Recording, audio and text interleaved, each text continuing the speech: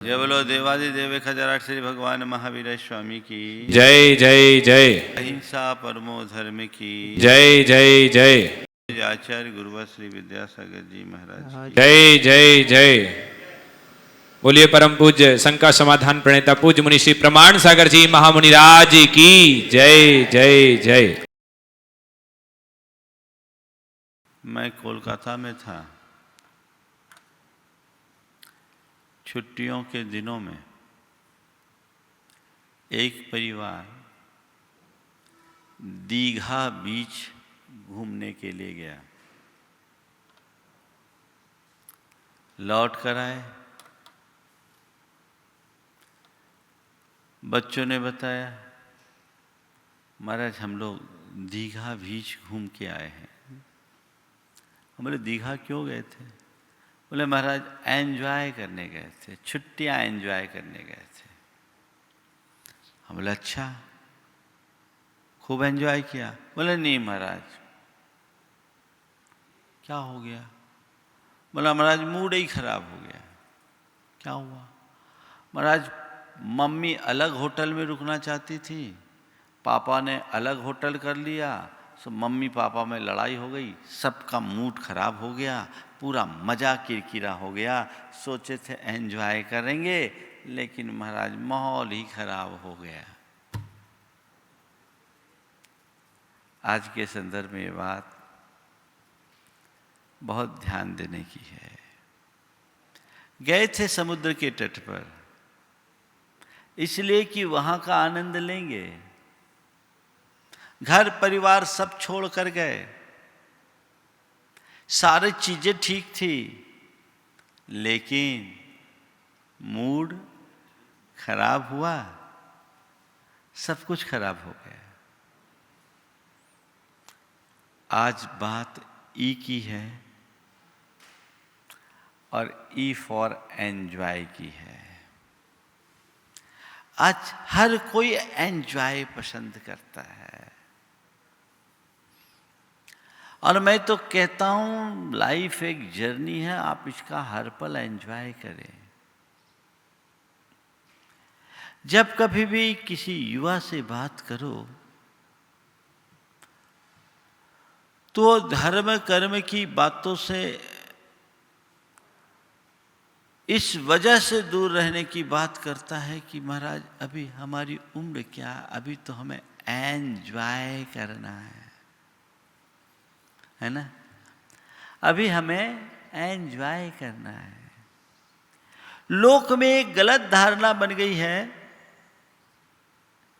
कि धर्म करने का मतलब नीरस जीवन जीना, सब कुछ छोड़ छाड़ करके बुझा बुझा जीवन जीना। यह अवधारणा गलत है। मैं तो आपसे केवल इतना ही कहना चाहता हूं कि जीवन का सच्चा एंजॉय करना चाहते हो, लेना चाहते हो, तो धर्म करो। धर्म का मतलब यह है कि हर पल अपने आप को आनंद से भरे रखो। सवाल एंजॉय किस में? एंजॉयमेंट के साधनों में। आज आप लोगों के मन में कुछ एंजॉय करने की इच्छा होती, चलो भाई कोई पिकनिक स्पॉट में चले गए, कहीं घूमने फिरने चले गए। कुछ लोग खेलने लगते हैं, खेल कर एंजॉय करते हैं। कुछ लोग नाच गान में एंजॉय करते हैं। कोई लोग पिक्चर देख लेते हैं, मूवी देख लेते हैं, और कई लोग नशा करके एंजॉय करना चाहते हैं, करते हैं। माने बाहर के बदलाव को अपने एंजॉय का आधार मानते हैं। यही है ना? मैं शिखर जी में था, भगवान का जुलूस निकल रहा था, शोभा यात्रा थी, बैंड बज रहा था, और एक बच्चा अपने घर की छत पर इतना भाव विभोर होकर नाच रहा था कि मेरे साथ दिल्ली के कुछ युवक थे। बोले महाराज ये लड़का इतना एंजॉय कर रहा, इतना एंजॉय तो हम लोगों डिस्कोथेक में भी नहीं होता। हमने कहा बस यही जड़ की बात है, डिस्कोथेक में एंजॉय नहीं, न ये बाजे की आवाज में एंजॉय। असल एंजॉय तो मनुष्य के मन में है। यदि तुम्हारा मन ठीक है तो तुम सब साधनों के अभाव में भी पूर्ण एंजॉय कर लेते हो, और मन ठीक नहीं तो एयर कंडीशन में भी बेचैनी का अनुभव करते हैं। आपने देखा होगा बच्चों को, खासकर गांवों में बच्चों को, वो कहीं से कोई चक्का जैसी चीजें को इकट्ठी करते हैं, उससे अपनी गाड़ी बना लेते हैं, उसको खींचते हैं और पूरा एंजॉय करते। वो एंजॉय जो तुम मर्सिडीज चला करके भी न कर पाओ। क्या मतलब निकला? जुगाड़ से कहीं से कोई वेयरिंग ढूंढ लाए, कहीं से कोई और गोल चीज ले आए, कोई पहिया ले आए और तार वार जोड़ करके चला रहे हैं। उनकी गाड़ी बन गई, वे बड़े आनंदमग्न हैं। सवाल, एंजॉय कहां है? हाँ, एंजॉय कहां है? मन में है ना। अब थोड़ा सोचो, हमारे जीवन में जो सुख और दुख होता है वो क्यों होता है? दुख कब होता है?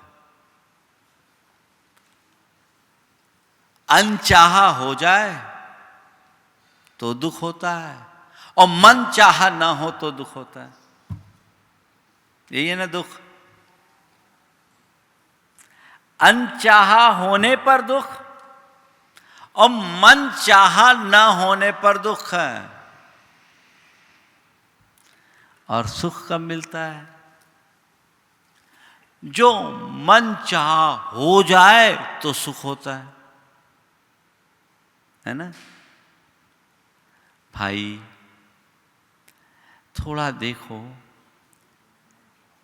इस संसार में ऐसा कौन व्यक्ति है जिसके जीवन में कभी कोई अनचाहा न घटा हो? ऐसा कौन व्यक्ति है जिसके जीवन में हमेशा मन चाहा ही हुआ हो? है क्या? सबके जीवन में अनचाहा घटता है, और सबके जीवन में ऐसा प्रसंग आता है कि मनचाहा मिलता नहीं। कदाचित मनचाहा मिल जाए तो मन की चाह बदल जाती है, अल्पकाल का सुख मिलता है और फिर दुख होने लगता है। मनुष्य अपने दुख का रोना रोता है इस भाव से कि अनचाहा हो गया और मन चाहा नहीं हो रहा है। लेकिन अनचाहे को हम रोक नहीं सकते और मन चाहे को हम पा नहीं सकते। संसार में ऐसा एक ही भी प्राणी नहीं है जिसके जीवन में मन चाहा हो, और कदाचित मन चाहा हो भी जाए तो वो टिकता नहीं है।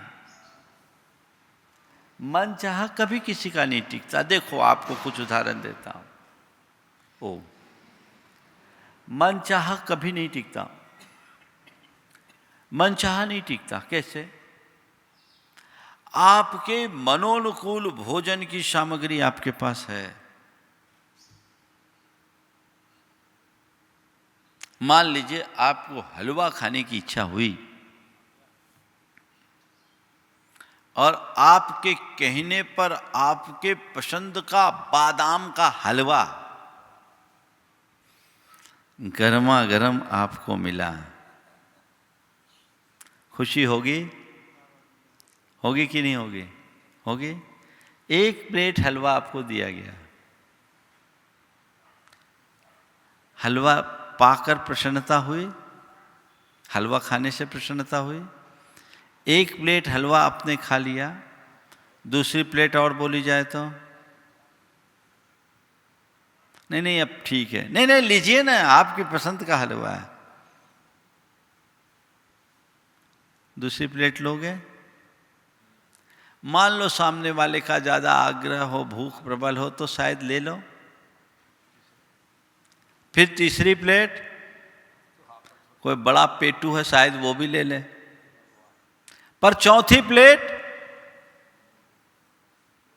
और ईमानदारी से बोलो, हलवा खाते समय पहले ग्रास में जो तुम्हें आनंदानुभूति हुई, सुखानुभूति हुई, उतना रस दूसरे में, फिर तीसरे में, फिर चौथे में क्यों घटा? मन चाहा मिला है तो तुम्हारा सुख भी बढ़ना चाहिए ना। पहले ग्रास में जितना रस हो, दूसरे में उससे दूना, तीसरे में उससे तिगुना, ऐसा होना चाहिए। अनुभव क्या बताता है? क्यों घट रहा है? क्यों घट रहा है? चाह बदल गई। चाह बदलती है। अब केवल मीठे से काम नहीं चलेगा, कुछ नमकीन भी दो, कुछ और भी दो।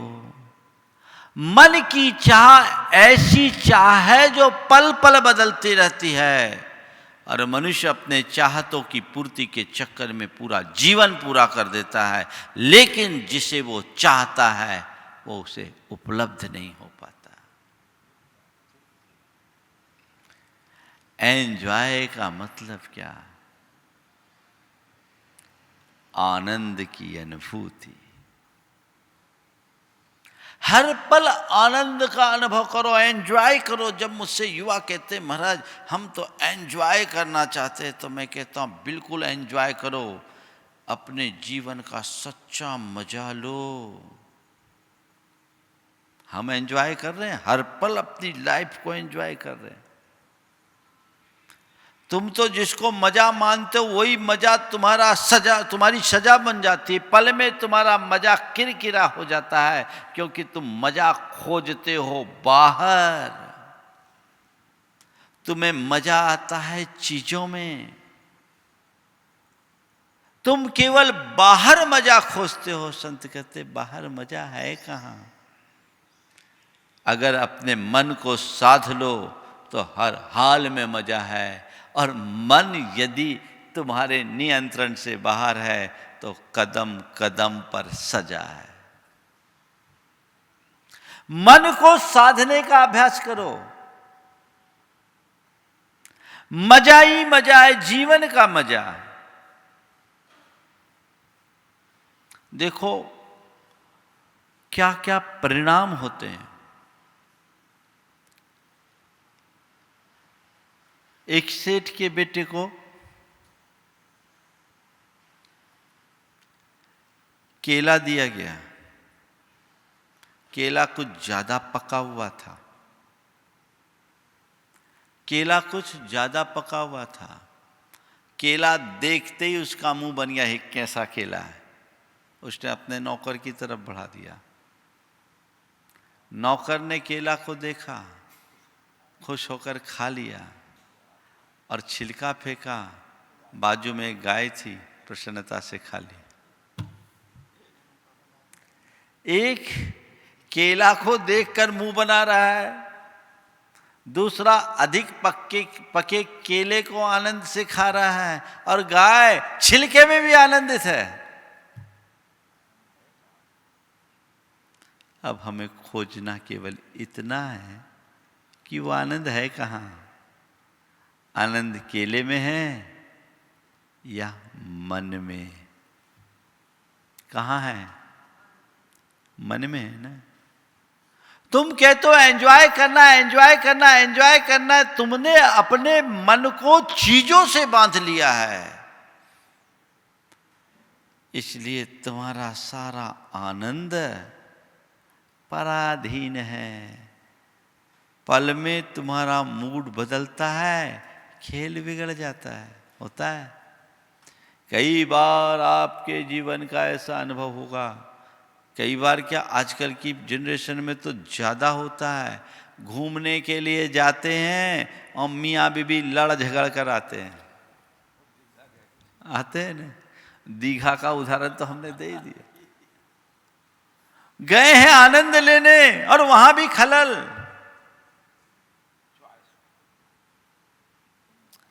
बात क्या है, थोड़ा गहराई से समझने की जरूरत है। जब तक हम चीजों की ओर भागेंगे, जीवन आनंद से भर नहीं सकेगा।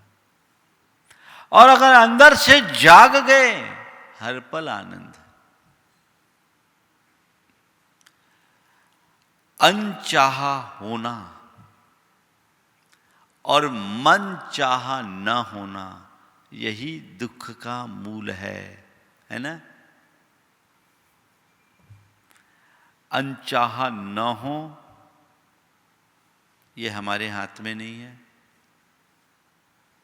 और मन चाहा होता रहे, ये भी हमारे हाथ में नहीं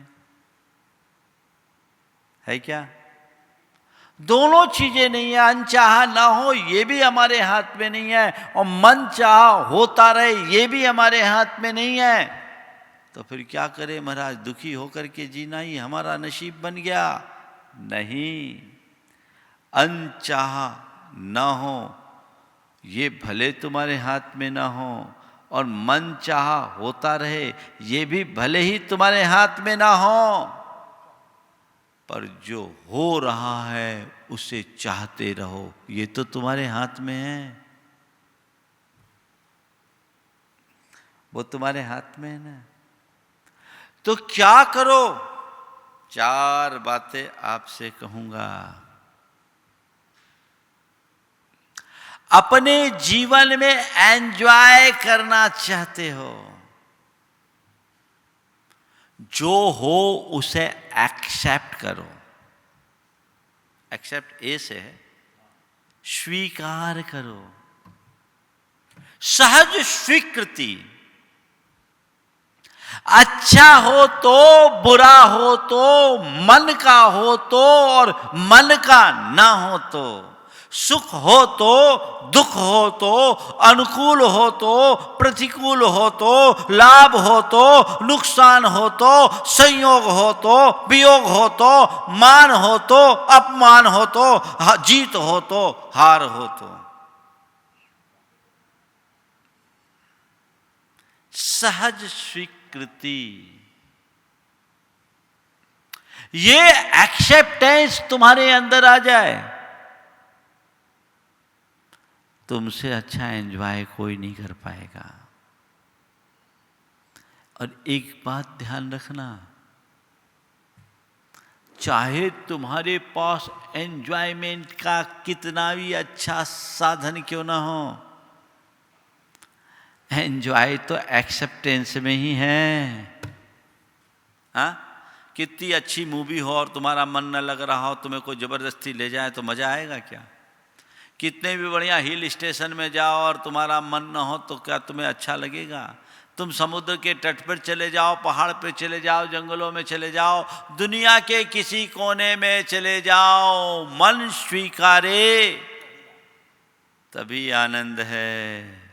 मन स्वीकार न करे तो तकलीफ है ना। तो एंजॉय करना है, क्या करो? इधर उधर मत भागो, जो है उसे सहज रूप से स्वीकार करो। एक दिन एक युवक ने कहा, आज से करीब 20 साल पुरानी बात, बोले महाराज जी आप लोग इतनी कच्ची उम्र में मुनि बन गए, अभी तो एंजॉय करने के दिन थे, लाइफ को एंजॉय करना चाहिए। मैंने कहा मैं लाइफ को एंजॉय ही कर रहा हूँ, और जैसा एंजॉय मैं कर रहा हूँ वैसा कोई नहीं कर रहा है। बोले क्यों? महाराज जी आप तो सब कुछ छोड़ दिए। बोले छोड़ भले दिए हैं, लेकिन हमने सब कुछ पा लिया है। तुम्हारी दृष्टि में हमने सब कुछ छोड़ा है, पर हमें तो हर पल ऐसा महसूस हो रहा है कि हम सब कुछ पा रहे हैं, क्योंकि जिन चीज़ों के पीछे तुम भाग रहे हो उसकी हमारे मन में कोई चाह नहीं, और जो हमारे पास है हम हर पल उसका आनंद ले रहे, रस ले रहे हैं। हमने उसे जाना है, हमने उसे पहचाना है। हमारे मन में कोई चाह नहीं, हमारे मन में कोई लालसा नहीं, अपने आप आनंद है। जीवन के प्रति जागरूक होने पर ही हम अपने जीवन का आनंद ले सकते हैं। तो हम लोग, क्या लगता है, किसी मुनि के पास जाते हो तो तुम्हें क्या प्रतीत होता है? जीवन से हारा थका लाचार बेबस व्यक्ति, या अपनी मस्ती में लीन रहने वाला साधु? एक साधु को देखकर क्या पाते हो तुम? क्या पाते हो? हाँ, हारा थका व्यक्ति या अपनी मस्ती में मगन? क्या चाहते हो, क्या पाते हो? ये मस्ती कहाँ से आई? एक बार एक ने पूछा, महाराज आपको जब देखते हैं आप बड़े मुस्कुराते दिखते हैं। मैंने कहा क्या चाहते हो, मैं रोऊं? मैंने नहीं महाराज, मेरा आशय नहीं है। मुस्कुराते कैसे? आपके पास कुछ नहीं है फिर भी आप इतने आनंद। हम बोले बस इसीलिए आनंद है कि कुछ की चाह नहीं है। जिस दिन तुम्हारे जैसी चाह मेरे मन में आएगी ना, तो मेरा भी आनंद न जाने कहाँ चला जाएगा। इस फैक्ट को एक्सेप्ट करो। जीवन की ये बहुत बड़ी सच्चाई है। जो जैसा है उसे सहज भाव से स्वीकार करो। एक व्यक्ति, देखिए क्या दृष्टि होती है मनुष्य के जीवन में। बड़ा संपन्न आदमी था, नुकसान हो गया, बड़ा नुकसान हो गया। बड़ों का फायदा भी बड़ा होता है, नुकसान भी बड़ा होता है। स्थिति अत्यंत सामान्य हो गई, यानी लाखों का दान करने में समर्थ आदमी 10-5 हजार रुपए के लिए भी मोहताज हो गया। मेरे पास आया, मैंने उससे पूछा, भैया क्या कर रहे हो? मैंने पूछा क्या कर रहे हो? बोले महाराज एंजॉय कर रहा हूं। छूटते ही उसने कहा एंजॉय कर रहा हूं। मुझे बड़ा आश्चर्य लगा हुआ। बोले क्या? बोले हाँ महाराज, मैंने अभी तक अमीरी देखी थी, संपन्नता देखी थी, अब अभाव का अनुभव करके देख रहा हूं और इसका भी आनंद ले रहा हूं। अब समझ में आता है जीवन में अभाव क्या होता है और मनुष्य के मन की चाह कितनी व्याकुल होती है। महाराज जी, जब से मेरी परिस्थितियां बदली, मैंने अपने आप को सीमित कर लिया, हमने अपनी इच्छाओं को संयत कर लिया। कर्म का उदय है, आपके प्रवचन सुनता हूँ, रोज उससे प्रेरणा पाता हूँ।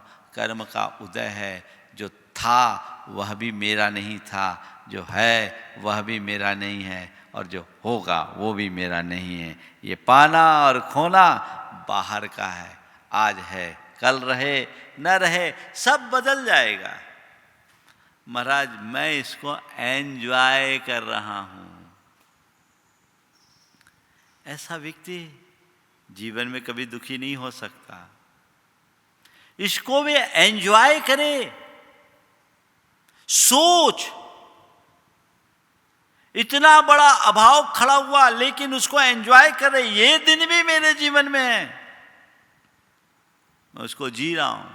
दूसरा क्या करें महाराज, परिस्थिति बहुत खराब है, हालातों से जूझ रहा हूं। आहा, संत कहते हैं हालातों से जूझो मत, हर हालात में जियो, जीने का रस लो।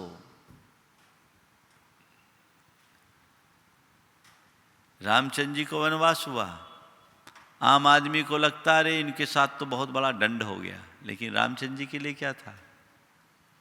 वो भी उनके लिए एक एंजॉय था। क्या बोला उन्होंने?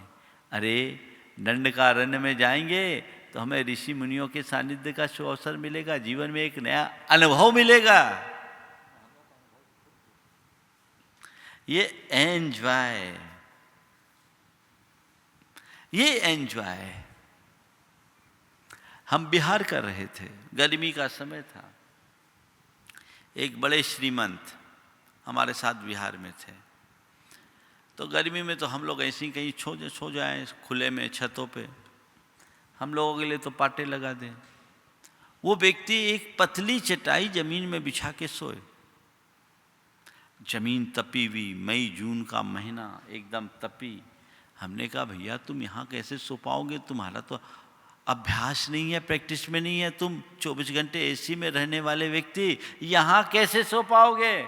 उसने कहा महाराज ये एंजॉय कर रहा हूँ मैं, इसीलिए तो आया हूँ, एसी में तो रोज सोचता हूँ। महाराज जी अभी तक एयर कंडीशन का सुख होगा, आज फेयर कंडीशन का सुख लेना चाहता हूँ, आनंद लेना चाहता हूँ।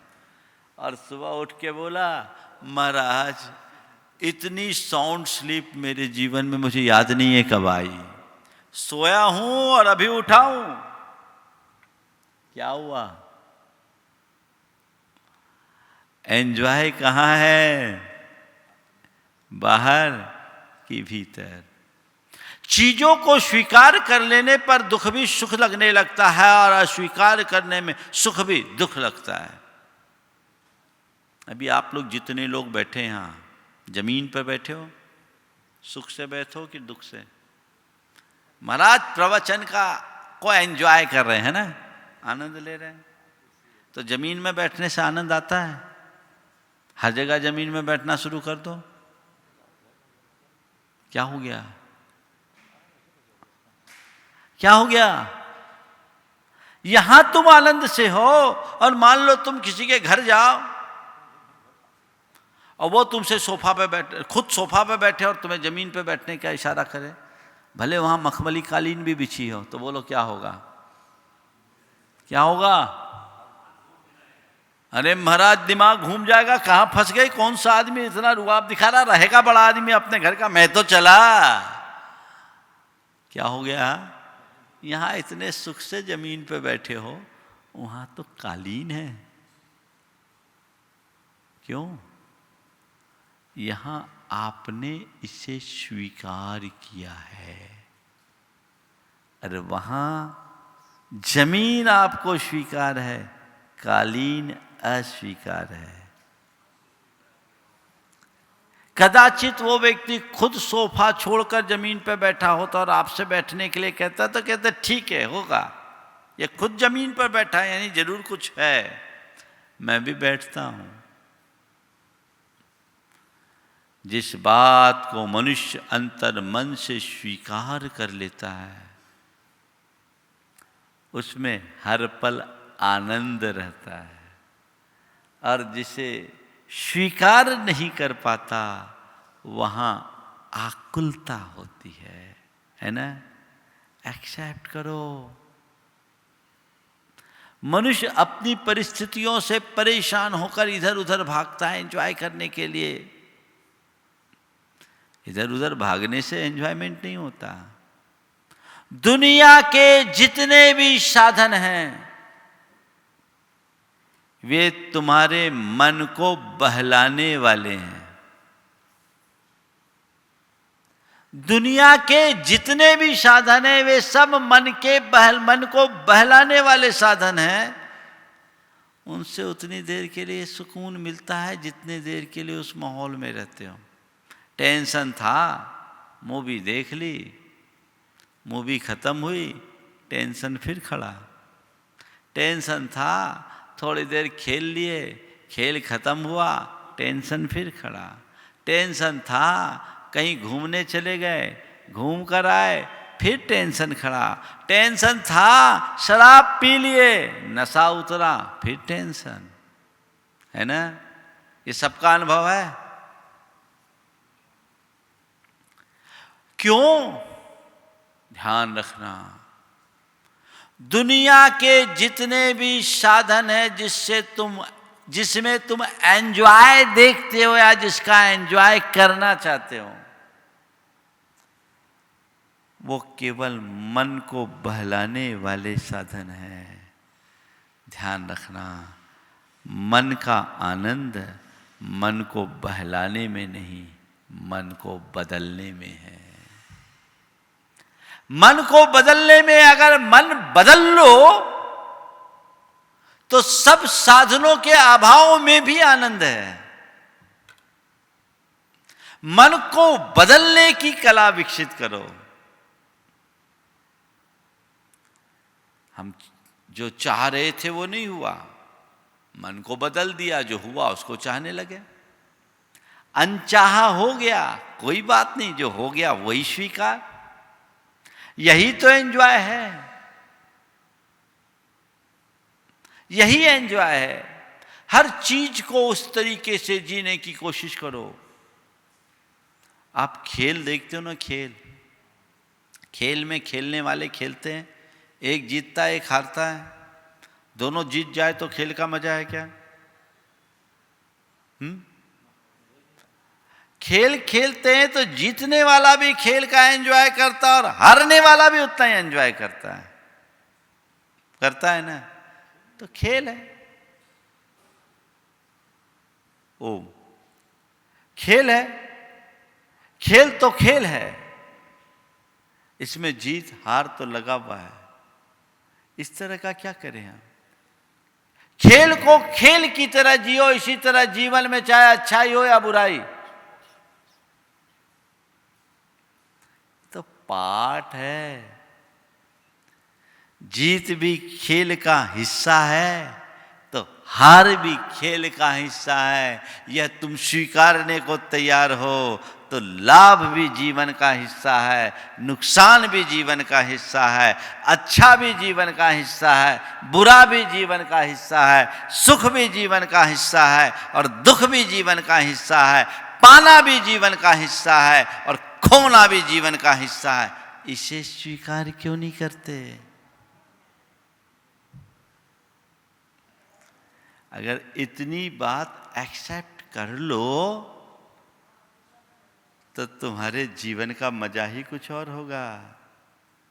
वो जीवन जीवन नहीं रहेगा, जर्नी ऑफ एंजॉय होगा ना। तो अपने जीवन को जर्नी ऑफ एंजॉय बनाओ, आनंद की यात्रा बनाओ, हर पल आनंद लो। एक्सेप्ट, सहज स्वीकारता, और जो घटे उसे सहज रूप से स्वीकार करो। और जो चीजें, जो बातें तुम्हारे मन को प्रभावित करने लगे उसे इग्नोर करो। क्या करो? एक्सेप्ट करने के बाद क्या करो? इग्नोर करो। देखिए, आपके आनंद में खलल कैसे आता है? मन माफिक भोजन आपको परोसा गया, आप बड़े प्रेम से भोजन कर रहे हैं, भोजन कराने वाले की प्रशंसा भी कर रहे हैं। प्रशंसा करते करते कह दिए, क्या बात है भाई, अभिभूत हो गया, क्या भोजन कराया, बहुत बढ़िया भोजन, ऐसा भोजन तो मैंने कभी नहीं किया। अरे भैया, तू क्या, तेरा बाप भी नहीं किया होगा। क्या हुआ?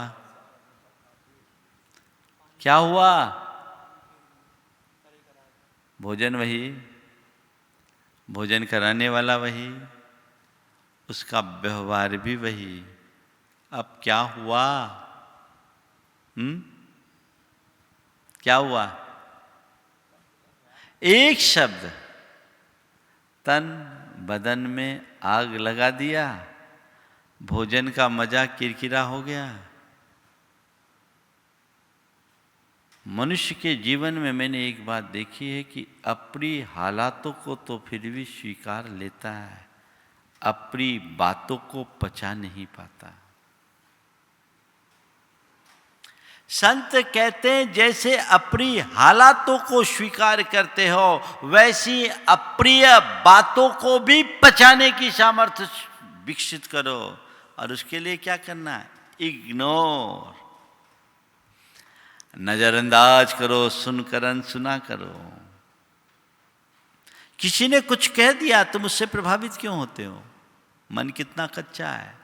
थोड़ी सी किसी ने तारीफ की, खिल गए, और टिप्पणी की, खौल गए। एक पल लगता है, चेहरा जलता है, और अगले ही पल चेहरा बुझ जाता है। होता है। दो कटु वचन किसी के बर्दाश्त नहीं हो पाते। अरे भाई, किसी की कटु बात को पकड़ करके अपने दिन भर का आनंद खोने की जगह उसको सुन करके अपने आनंद को स्थायी क्यों नहीं बनाते? मेरे संपर्क में एक व्यक्ति हैं जिनकी धर्मपत्नी बड़ी करकसा है। ऐसा उल जलूल बोलती है कि मत पूछो। और औरों से तो फिर भी ढंग से बोल ले, अपने पति देव से तो कभी सीधी मुंह बात ही नहीं करती। एकदम सीधी मुंह बात नहीं करती। लेकिन पति बड़ा सहनशील। वो कभी उसकी बातों का कोई प्रतिवाद नहीं करता। एक दिन जब उसकी धर्मपत्नी मेरे कमरे के बाहर ही उनसे इस तरह की उटपटांग बातें बोल रही थी, और वाकई में ऐसी बातें पति को कहने लायक नहीं थी। वहीं उनका एक मित्र भी था। वो तो अपना सुना के चले गई, और वो सहज भाव से मेरे कमरे में आया। मैंने उनके चेहरे को देखा, भाव भंगिमा में कोई अंतर नहीं। साथी ने कहा, महाराज गजब है भैया, भैया गजब हैं, कैसे झेलते हैं। मैंने जैसे ही उनकी तरफ देखा, बोला महाराज मैंने कुछ सुना ही नहीं, मैंने कोई सुना ही नहीं। वो बोलती है, मैं सुनता ही नहीं। आप ही लोग बोलते हो कि जो चीज मन को खराब करे उसे सुनो ही मत, इग्नोर करो। महाराज मैं इग्नोर कर देता हूं, मैं सुनता ही नहीं हूं। और वाकई में सुनता होता ना तो चेहरे का रंग तो बदला हुआ होता। वो बड़े मजे में, माने उनने बोला मैं सुनता ही नहीं, मतलब क्या हुआ? कान में शब्द तो गए, लेकिन नोटिस में नहीं लिया। यही है इग्नोर करना। सुन करके अनसुना करो। आनंद है? कोई रोक पाएगा तुम्हें? दूसरा, मुझे कोई कटु वचन न कहे, मेरे मन के विरुद्ध न कहे, ये मेरे हाथ में नहीं है। पर कोई मुझसे कितना भी कटु बोले, मैं सहज बना रहूं, ये तो मेरे हाथ में है ना। तो जो तुम्हारे हाथ में है उसे आत्मसात करो। महाराज सब होता, यही नहीं होता, बर्दाश्त नहीं होता, बर्दाश्त नहीं होता। इसे बर्दाश्त करो। किसी का मुंह बंद कर पाना सरल नहीं है, पर अपने कान में किसे एंट्री दें, किसे न दें, ये तो हमारे हाथ में है। हाँ? इग्नोर कीजिए। जो बातें, जो प्रसंग हमारे जीवन की सहजता को खंडित करती हैं, उन्हें इग्नोर कीजिए।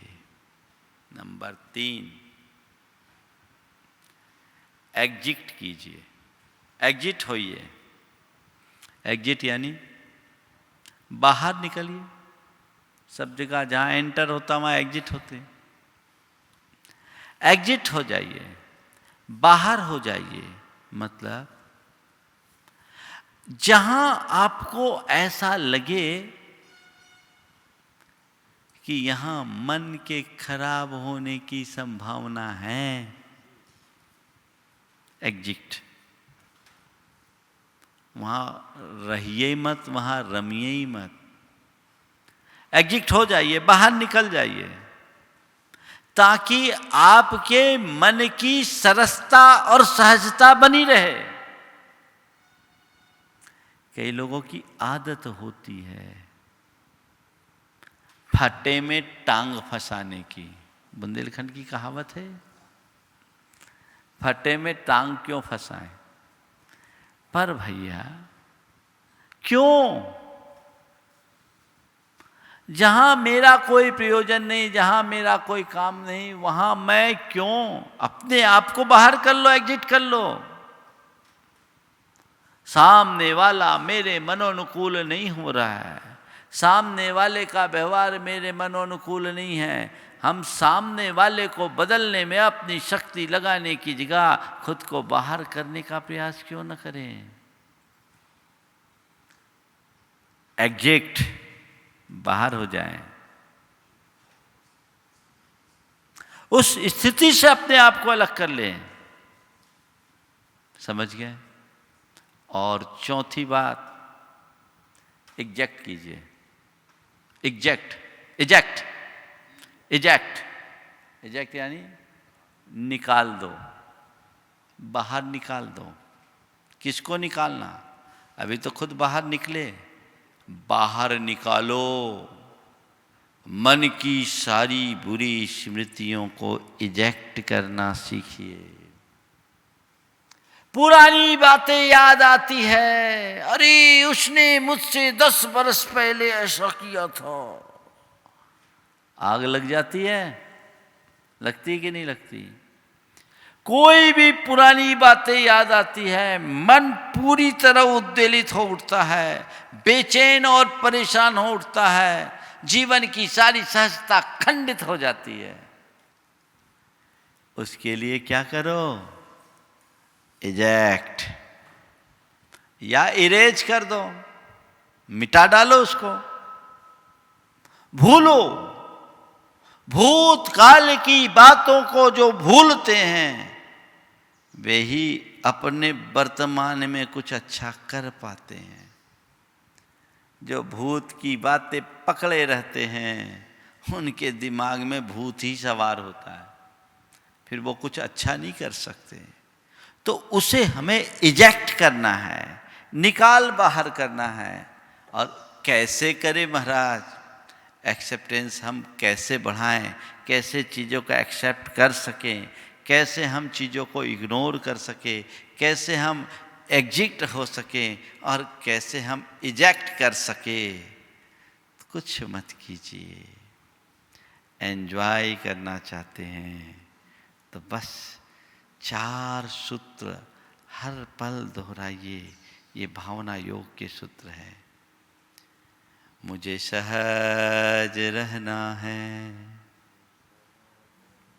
मुझे सहज रहना है, मुझे सहज रहना है, मुझे सहज रहना है, मुझे शांत रहना है, मुझे शांत रहना है, मुझे शांत रहना है, मुझे शांत रहना है, मुझे संयम रखना है, मुझे संयम रखना है, मुझे संयम रखना है, मुझे संयम रखना है, मुझे सकारात्मक रहना है, मुझे सकारात्मक रहना है, मुझे सकारात्मक रहना है, मुझे सकारात्मक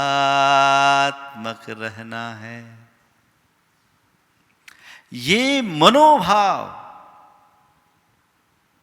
अगर विकसित हो गया तो आप जैसा पराक्रम किसी दूसरे में नहीं मिलेगा। आप हर पल आनंद से भरे रहोगे। फिर बाहर कहीं जाने की जरूरत नहीं होगी। जहां है वही आनंद है। चीजों में आनंद तलाशने से कुछ नहीं मिलने वाला। आनंद का स्रोत भीतर है। मन में आध्यात्मिकता जुड़ जाए तो सब चीज़ें सहज घटित हो सकती है। वो सहजता हमारे भीतर घटित हो, इस स्वभाव के साथ समय आप सबका हो रहा है। जय बोलो परम पूज्य आचार्य गुरुवर श्री विद्यासागर